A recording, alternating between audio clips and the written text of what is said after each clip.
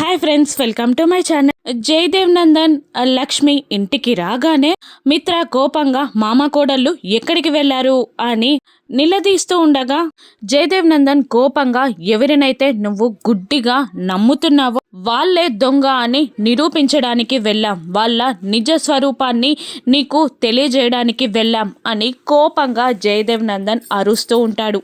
ఇక లక్ష్మి కూడా అంతే కోపంగా మిత్రతో ఆ మనీషాయే హారం కొట్టేసి జాను మీద నేరం నెట్టేసి జానుని దొంగ అని అందరిలో నిలబెట్టింది అని లక్ష్మి కోపంగా అంటూ ఉండగా మిత్ర షాకింగ్గా చూస్తుంటాడు. మళ్ళీ లక్ష్మి తను దొంగతనం చేసి జాను మీదికి నేరం నెట్టేసింది అని లక్ష్మి అరుస్తూ ఉండగా మనీషా షాక్ అవుతూ ఉంటుంది. ఇక ఆధారాలు లేకుండా మాట్లాడకు లక్ష్మి అని మిత్ర అంటుండగా ఆధారాలు ఉన్నాయండి అని లక్ష్మి అంటూ తన మొబైల్లో సరయు పిఏ చెప్పగా రికార్డ్ చేసిన వీడియో అంతా ఓపెన్ చేస్తూ ఉంటుంది లక్ష్మి.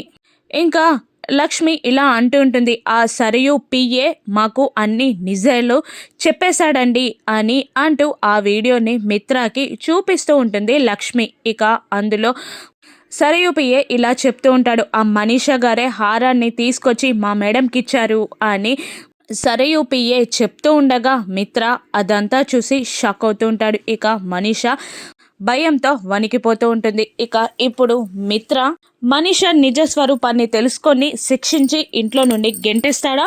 రాను ఎపిసోడ్స్లో చూద్దాం. Thank you for watching.